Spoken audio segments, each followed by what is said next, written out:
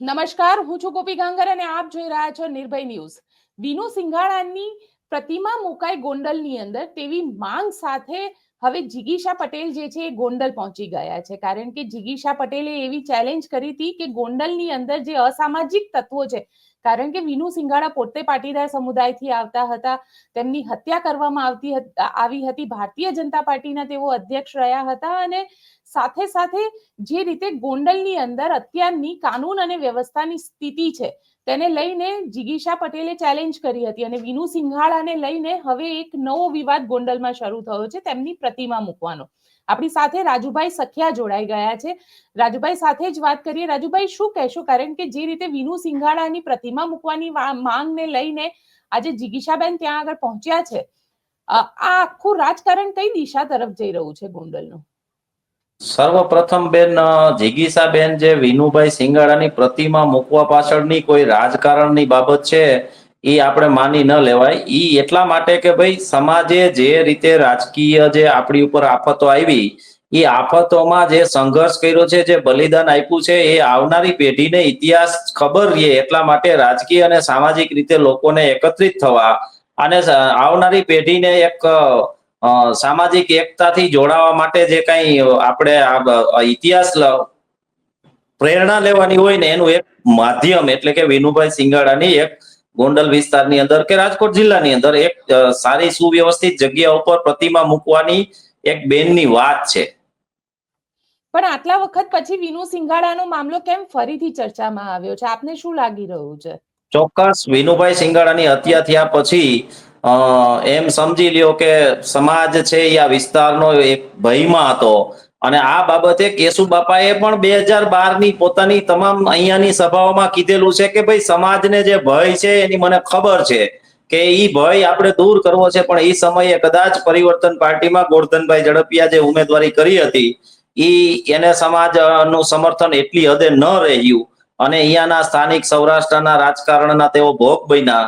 એટલા માટે સમાજ આજે સુધી હજી ભયમાં છે અને એના દબાવ હેઠળ સમાજ છે એ પોતાનો પ્રતિશોધ કાઢી નથી શક્યો, એ હકીકત છે. રાજુભાઈ, આપની પાસેથી જાણવા માંગીશ, કારણ કે વિનુ સિંઘાડા ભારતીય જનતા પાર્ટીના જિલ્લા અધ્યક્ષ હતા અને એમની હત્યા કરવામાં આવી હતી. એ આખો મામલો શું હતો? વિનુભાઈ સિંગાડાની હત્યા કરવાના મામલામાં ખરેખર જે સામાજિક અહીંયા કે જે ઉત્પીડન હતું એક શક્તિ ગ્રુપ અને એમના એક વ્યક્તિ વિક્રમ રાણા દ્વારા એ ઉત્પીડનને દૂર કરવા માટે કેશુ બાપાના એક સેવક તરીકે કેશુબાપાના સેવક તરીકે ગોંડલમાં વિનુભાઈ આવેલા. સર્વપ્રથમ એને જે કબજો કરેલો ગોંડલ સ્ટેટની જમીન, એ કબજાવાળી જમીનને એને ખુલ્લી કરવા માટેનો પેલો પ્રાયોરિટી એને ઈ લીધેલી.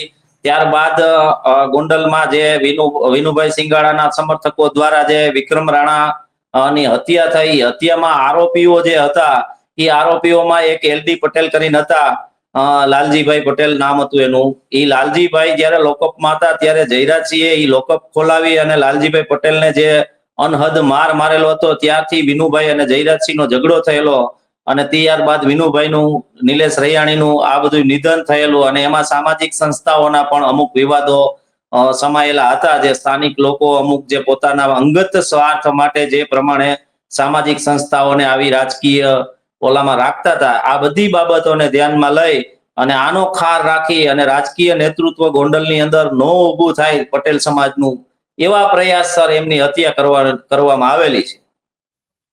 કારણ કે જે ડિટેલ્સ અમારી પાસે, એટલે જ્યારે હું સર્ચ કરતી હતી તો મને વિનુ સિંઘાડાને લઈને જે માહિતી મળી તે પણ આપણા દર્શકોને બતાડી દઉં. વિનુ સિંઘાડાની 19મી માર્ચ 2004ના રોજ રાજકોટના સત્યસાઈ હોસ્પિટલ નજીક તેમના નિવાસસ્થાનની આસપાસ તેમની હત્યા કરવામાં આવી હતી.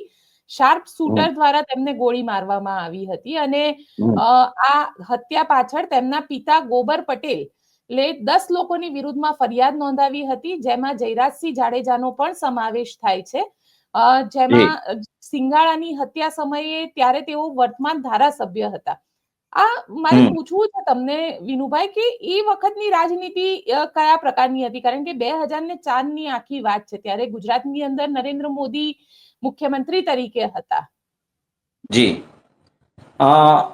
આ બાબતે તમને હું જણાવું તો 1998 થી જે અને 1988 માં જે બે અપરાધો જયરાજસિંહે કરેલા હતા ને એની દબંગાઈના કારણે કદાચ આ અહીંયાનો સમાજ એ સમાજ મતલબ આખો વિસ્તાર ના લોકો એની દહેશતમાં બીજું કે એની દહેશત દૂર ન થાય, હમ પોતાનું સામાજિક અને રાજકીય નેતૃત્વ જળવાઈ રહે એવા આશયથી કોઈ અન્ય નેતૃત્વ કોઈ સમાજનું, દાખલા તરીકે કોળી સમાજ, પટેલ સમાજ, બેયની સંખ્યા હોય તો બેમાંથી એકેયનું નેતૃત્વ ઊભું ન થાય એવો પ્રયાસ તો કાયમી રહેલો જ છે એનો. અને પટેલ સમાજની બહોળી સંખ્યા હોવાના કારણે જે આગેવાનો પટેલ સમાજના આવ્યા એને જ્યારે જ્યારે જરૂરિયાત પડી છે ત્યારે એનું નિધન કરી, એને દબાવી, એને હેરાન પરેશાન કરી અને એને બેસાડી દેવામાં આવેલા છે. એ તો આપણી નજર સામે છે જ ને. પરંતુ પણ 2004ના અરસામાં જ્યારે નરેન્દ્ર મોદી અહીંયાના મુખ્યમંત્રી હતા તેના આશીર્વાદથી આ બધું થતું હતું, એ આપણે ઈ નકારી ન શકાય. નહીતર જો એક પોલીસ અધિકારી તરીકે હત્યાના પ્રયાસમાં નિર્દોષ છૂટવો, આજ દિન સુધી તેની નામદાર કોર્ટમાં અપીલ ન થાવી, ત્યારબાદ નીનામા સાહેબ જે એસટી ના હતા અને જે સાહેબ હતા આઈપીએસ ડીવાયએસપી, એ બંનેની સામે બદસલુકી કરવી, એને હેરાન કરવા, એની પણ ટ્રાયલ કોર્ટમાં છૂટી જવું અને એની પણ અપીલ આજ સુધી ચાલવી નહીં. એટલે સરકારની મીઠી નજર તો જયરાજસિંહ પર છે અને હતી જ. અને હમ ખાસ એને સમર્થન મળતું હતું રીબડા અનિરુદ્ધસિંહ નું અત્યાર સુધી, કારણ કે જે દબંગી અને જે એમ સમજો ને કે એક પ્રકારના આપણે કહી શકીએ એવા ગેંગસ્ટર જેવા ગણાતા અનિરુદ્ધસિંહ આના સમર્થનમાં 20 વર્ષ પોતાનો સંઘર્ષ અને સમય એને આપ્યો છે, સંપત્તિ પણ વાપરી છે. કારણ કે તમે જે રીતે કહી રહ્યા છો કે આ આખી ઘટના ત્યાં, કારણ કે ત્યારે રાજકારણ પણ એટલું જ હતું અને જેલમાંથી 2007ની ચૂંટણી જયરાજસિંહ જાડેજા લડ્યા હતા. એ ચૂંટણી હમ જયરાજસિંહ જાડેજા જીતી પણ ગયા હતા 2 મહિનાના બે પીરિયડ હજાર ઉપર. બે 2007 હજાર સાતમાં તેઓ હારી ગયા હતા. 7 થી 12 સુધી ચંદુભાઈ ધારાસભ્ય હતા. ચંદુભાઈ ધારાસભ્ય હતા, એનસીપી ની હમ સરકાર હતી, માફ કરજો. 2012ની જે હમ ચૂંટણી હતી, સામાન્ય વિધાનસભાની હમ ચૂંટણી, એ હમ ચૂંટણીમાં હમ જયરાજસિંહ જાડેજા બહાર આવ્યા હતા. જી. ત્યારે અને એને 2010-11 ની અંદર એને કાચા કામના કેદી તરીકે જામીન મેળવ્યા હતા.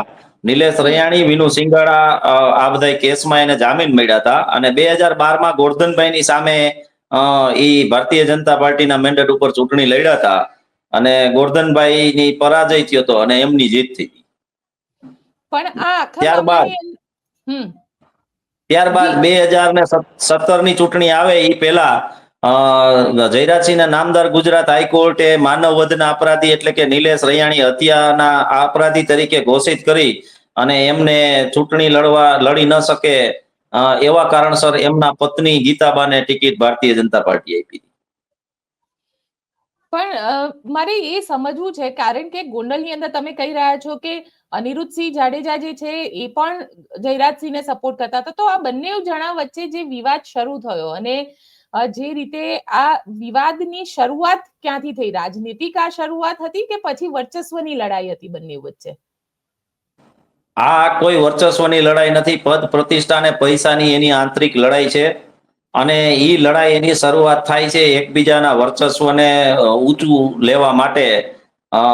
અને ઈ લડાઈ છે ઈ ક્યાંય તમને ગ્રાઉન્ડ ઉપર નહીં દેખાય ક્યારેય, હમ અને એવી કોઈ અપેક્ષા પણ નથી સેવવાની. ઈ લડાઈ છે ઈ માત્ર ને માત્ર એના પૂરતી સીમિત છે. હમ એના એ શું પરિણામ આવે એનથી આઈની જનતાને સમાજને કોઈ જાતનો ફરક પડતો નથી. પણ અનિરુદ્ધસિંહ અને જયરાજસિંહની લડતથી અમને કાંઈ ફરક નથી પડતો. ત્યાંનો પાટીદાર સમાજ શું કહી રહ્યો છે? પાટીદાર સમાજ ઈચ્છે છે કે વિનુ સિંગાડાની પ્રતિમા લાગવી જોઈએ ત્યાં આગળ? પાટીદાર સમાજ ઇતિહાસ માટે જે કરવું પડે એ વિનુ સિંગાડાની નહીં, પોપટલાખા સોરઠિયાની પણ પ્રતિમા લાગવી જોઈએ. પ્રથમ પોપટલાખા સોરઠિયાની પ્રતિમા લાગવી જોઈએ, બાદમાં વિનુભાઈની લાગવી જોઈએ. એટલે જો આવનારી પેઢીને રાજકીય સંઘર્ષ અને બલિદાનનું જો પાઠ સમજાવવા હોય તો આ બંને મહાનુભાવોની પ્રતિમા ગોંડલ વિસ્તારની અંદર કે રાજકોટ જિલ્લામાં જે નક્કી કરે સમાજ એ જગ્યા ઉપર લાગવી અનિવાર્ય છે. કારણ કે ગઈકાલે જિગીશાબેનને હું સાંભળતી હતી, જિગીશાબેનના સોશિયલ મીડિયા પેજ ઉપર એમના દ્વારા એવું કહેવામાં આવ્યું કે વિનુ સિંઘાડાના પરિવારે પણ એમનો સંપર્ક કર્યો અને એ લોકો પણ ઈચ્છી રહ્યા છે કે વિનુ સિંઘાડાને ન્યાય મળે. આ ન્યાયની લડાઈમાં તમે લોકો ગોંડલના લોકો કેટલો સાથ આપશો? અને ખાસ સ્વાભાવિક છે બેન, સ્વાભાવિક છે. એક દીકરીએ એક દીકરાએ બાપ ખોયો છે, એક સ્ત્રીએ પતિ ખોયો છે અને એના માટે કોઈ સંઘર્ષ કરે, એની બલિદાનને કોઈ જાગૃત કરે તો સ્વાભાવિક છે એનું સમર્થન હોય, એની ક્ષમતા પ્રમાણે એનું સમર્થન હોય. પણ ગોંડલની જનતાને જે અત્યાર સુધી અમારી સાથે જે અન્યાય અને દબાવ થયો છે એટલા માટે અમારા માટે તો જરૂરી જ હોય કે ભાઈ અહીંયા કેનો ઇતિહાસ ને નવી જનરેશન છે એ આ ઇતિહાસથી પ્રેરણા લઈ અને સામાજિક અને રાજકીય નેતૃત્વ લે અને નાના લોકો જે રીતે ભોગ બને છે એ ભોગ બનતા બંધ થાય એવા પ્રયાસ તો હોય. આપણે જોયું દેવ સાટોડિયાના કેસમાં સમગ્ર ગુજરાતે જોયું કઈ રીતે એક દિવસ સાંજે એનો ફાધર ન્યાય માટે કેવી ગુહાર લગાડતો હતો અને કેવી ત્રાડ નાખતો હતો અને બીજે દિવસે સાંજે કેવો નિવેદન આપતો હતો. એ કાંઈ એમનેમ તો નહીં થયું હોય. એના માટે એને દબાવવામાં આવ્યો, એના માટે એની સામે કાર્યવાહી થવાનો ભય બતાવવાનો આ બધું કરવામાં આવ્યું હોય ત્યારે આ બધું થયું હોય ને. એટલે આ પ્રકારનું જે દબાણ છે ને, આ પ્રકારની જે સમાજનું શોષણ છે ને, એની સામે કોઈ મોરચો થાય તો એમાં બધાય સહમત જ હોય, એમાં કોઈ વાંધો ન હોય. કારણ કે જિગીશાબેન જ્યારે નિર્ભય ન્યૂઝ ઉપર આવ્યા હતા ત્યારે જિગીશાબેને કીધું હતું કે કોઈને જાડેજા પરિવારની સામે લડવું હોય તો હું તેમને રસ્તો બતાડીશ. એટલે આ લડાઈ કોઈ પરિવારની વિરુદ્ધમાં છે કે પછી આ લડાઈ એક જેને કહેવાય કે સમાજને ન્યાય અપાવવા માટેની છે? એક પરિવાર થકી એક સમાજની જે અન્યાય થાય છે એની સામેની આ લડાઈ છે. કારણ કે એ વ્યક્તિને 2012માં જયારે જરૂર પડી ત્યારે એને એવું કીધું કે ભાઈ 13 તાહડી આપણે એક થાય તેથી પટેલોની સામે લડાઈ લડ્યા અને 2022ની ગઈ ચૂંટણીમાં એને જયારે આપણી જરૂર પડી ત્યારે એને એવું કીધું કે પટેલો મારા ભગવાન છે.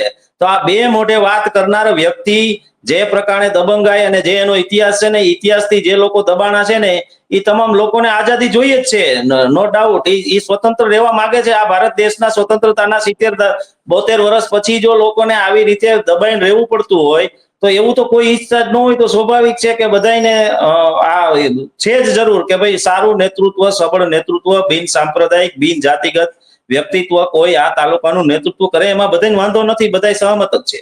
એના માટે જે કરવું પડે તે બધું, પણ હિંસાના માર્ગે નહીં, અહિંસાના માર્ગે બધા સહમત છે.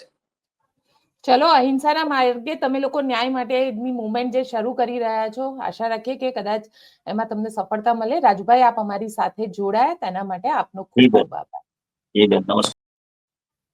તો આપ શું વિચારો છો? ગોંડલમાં ફરીથી એકવાર વિનુ સિંઘાડાનો મુદ્દો જે છે તે શરૂ થઈ ગયો છે અને સાથે સાથે પોપટ લાખા સોરઠિયા એની પણ પ્રતિમા મૂકવાની માંગ કરવામાં આવી છે. રાજુભાઈ કહી રહ્યા છે કે પોપટ લાખા સોરઠિયા અને વિનુ સિંઘાડા બંને જણાની મૂર્તિ મૂકવામાં આવે, કારણ કે સમાજ માટે તો તેમને પણ બલિદાન આપ્યું છે અને સમાજ તેમના બલિદાનને હંમેશા યાદ રાખે. આપ શું માનો છો? મને કોમેન્ટ બોક્સમાં ચોક્કસથી લખીને જણાવજો. અમારી ચેનલ નિર્ભય ન્યૂઝને લાઇક, શેર અને સબસ્ક્રાઇબ કરવાનું ભૂલશો નહીં. આભાર.